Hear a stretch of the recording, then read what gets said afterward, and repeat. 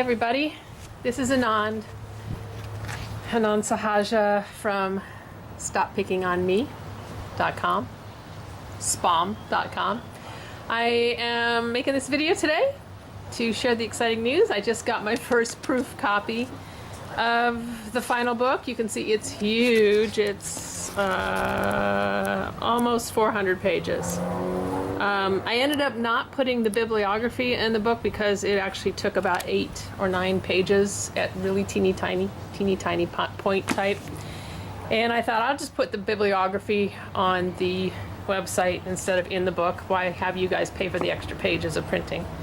So, this is part of the bibliography here. I have been collecting these pieces of paper for years and years. I have been reading articles, like here's one from John Grant, Body Focused Repetitive Behavior Disorders on the ICD-11s, Catherine Phillips, Obsessive Compulsive Behavior Studies. Oh my gosh, this is an old one from Dr. Kamal, The Skin and the Psyche. And here's another one. This actually dates back to 1997, Body Dysmorphic Disorder Recognition and Treatment. And as you can see, I've been reading all of these articles for years and years and years, compiling data, going through, making notes, on all these research articles. And you know what? I'm done. It's all in here. It's all in this book now. So now, hello, is the time for ritual purging.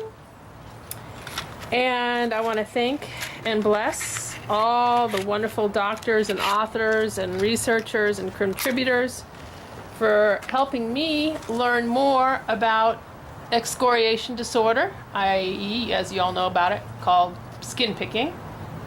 But I'm really, really grateful to all of these wonderful doctors and researchers. And you know what? I don't need this paperwork anymore. I don't need any of it. I'm done. I'm done. Whatever I needed to know, I put in the book to share with you all. Whoops. I need more light. I need more fire. I need more fire. Anyway, I'm going to put the rest of it is going into the ethers in gratitude for all of this wonderful, wonderful knowledge. Just don't need it anymore. And just like anything else in your life, I want to encourage you to let things go. Today is a Friday Shabbat. It's a day that I usually try and do a fire or releasing, some kind of releasing, and this is my official releasing today. So thank you all for checking in, and thank you for being part of my releasing. This is really a big deal. This is like almost 20 years of research that I'm burning. Oh, it's getting a little hot.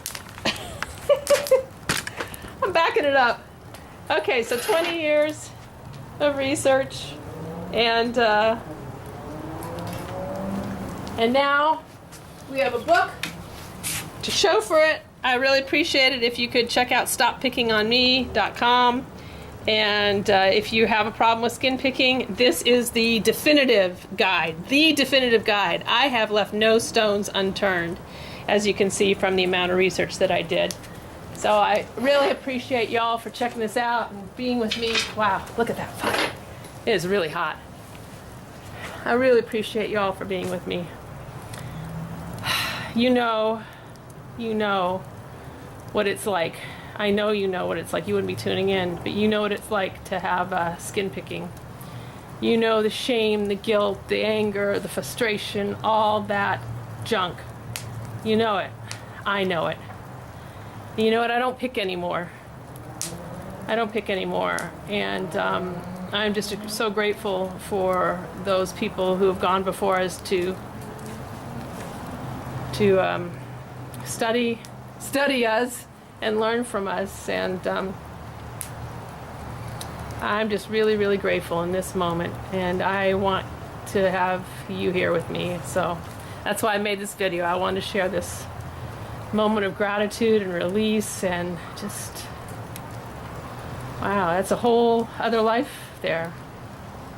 That is an entire different person that was collecting all these articles some 10 and 20 years ago. Totally different person. I am totally renewed, new, healed, cured, you know, cured. That's a funny word.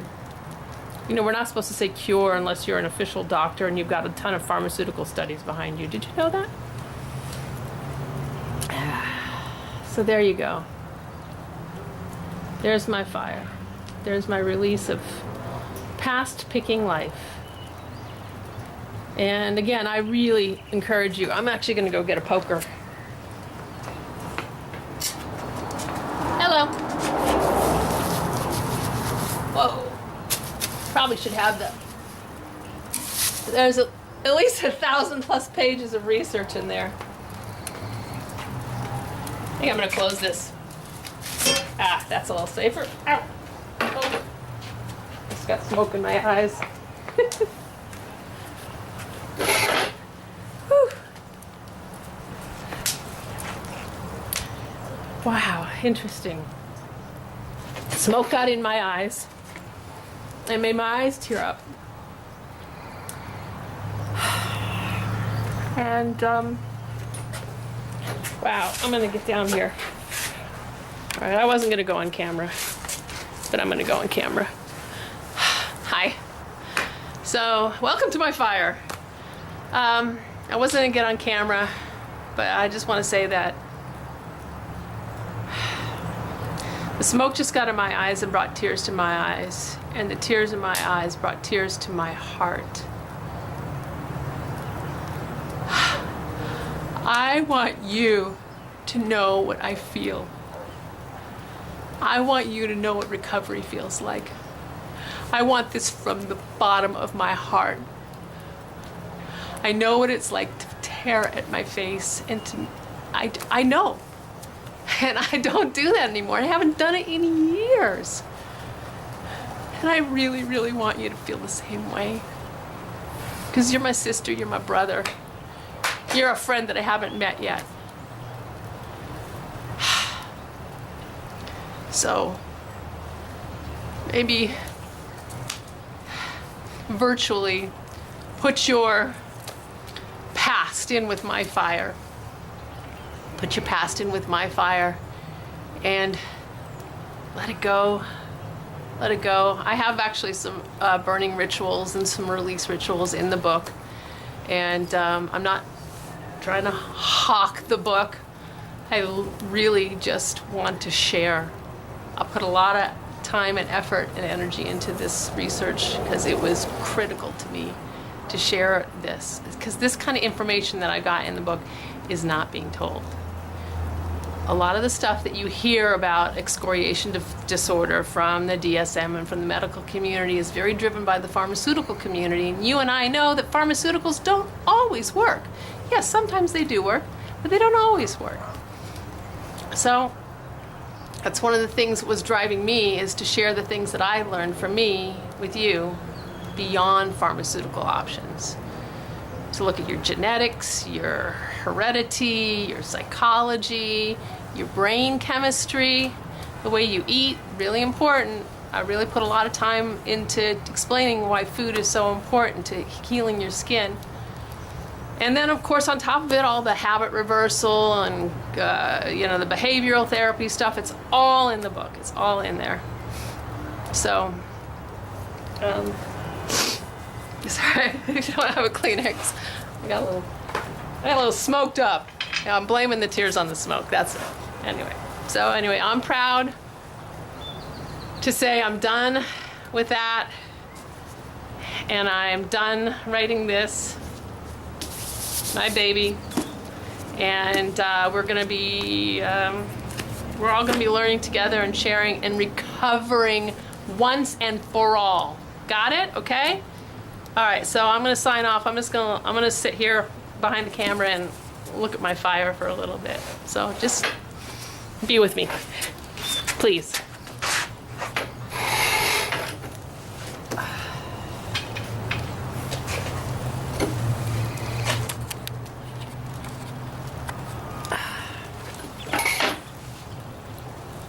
Hey, you know what? And just another thing, I'm really fortunate. I have I have a place where I live, and I have a little fire pit here outdoors. And if you don't have that available to you, please make sure you don't just go burning stuff in a trash can, but you gotta have a friend someplace, or make a friend that's got a fire pit. And there's nothing like getting together with friends over a fire and talking about life, and actually fire gazing is a wonderful meditation technique as well. And worst comes to worst, if you do not know a single soul with a fire pit, most public parks have barbecue stands or barbecue pits. Many public parks, not most, but many public parks have little barbecue stands in their picnic areas. You can use one of those to do safe fire burning rituals. You'll be outside, you'll be in a safe environment. So I do not underestimate the power of fire in your life as a healing ritual for cleansing and releasing and starting fresh. I'm going to move in a little closer.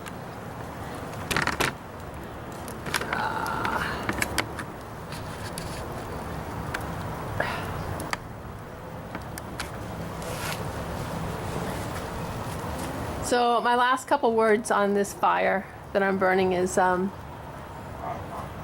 of philosophical. Now, I'm going to be left with a bunch of ashes, right? So what am I going to do with those ashes? I'm going to throw them in the trash? No, I'm going to put them in my garden. I'm going to put them in my compost bin. I'm going to put them in my garden so that they can grow more good plants. And again, I'm encouraging you to think of your life that way. Yeah, you know, maybe you had a crash and burn picking experience, but you know what? Out of the results, out of the phoenix coming out of the ashes, there's always something good to learn on the other side. There's always something good to learn. You can take those ashes and you can put them to good use. So please don't regret. Please, please, please don't regret what you've gone through, okay? I do not regret what I went through. I mean, yes, it was awful being a obsessive, compulsive, impulsive skin picker. It was awful. But what did I learn, and what can I share from going through that? Well, I could write a book. I can talk to you on videos, and I can burn up old research papers. I can put it in my garden. There's so much good that can come out of I don't want to even call it bad. I don't want to label it bad. I just want to say that a lot of good can come out of the tumultuous times. So I'm hoping that you will adopt that kind of attitude here forward in your life. And know that you got people out there who totally understand where you're coming from. They may not be in the exact same spot as you, but they can relate. And together we can all heal. All right, I'm going to sign off.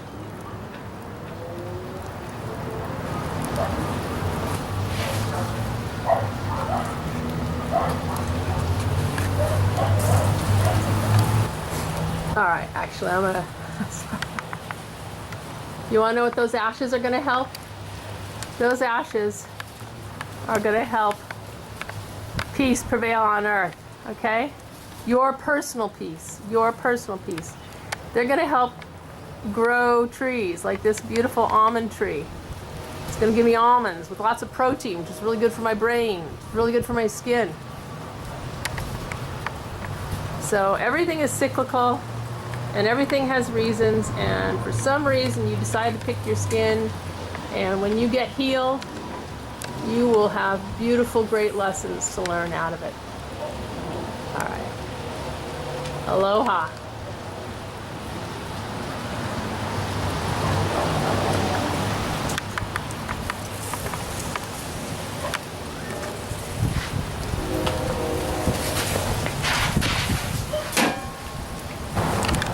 All right, I just found some more papers to add to the pile.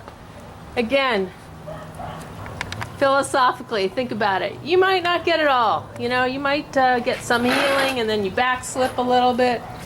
and you pick again, big deal, whatever. You just move forward. You don't beat yourself up for it. You move forward and you just release it again. Okay? And eventually you run out of papers to burn. You just do. And eventually you will get healed as long as you're on that healing path. So there you go. A few more papers.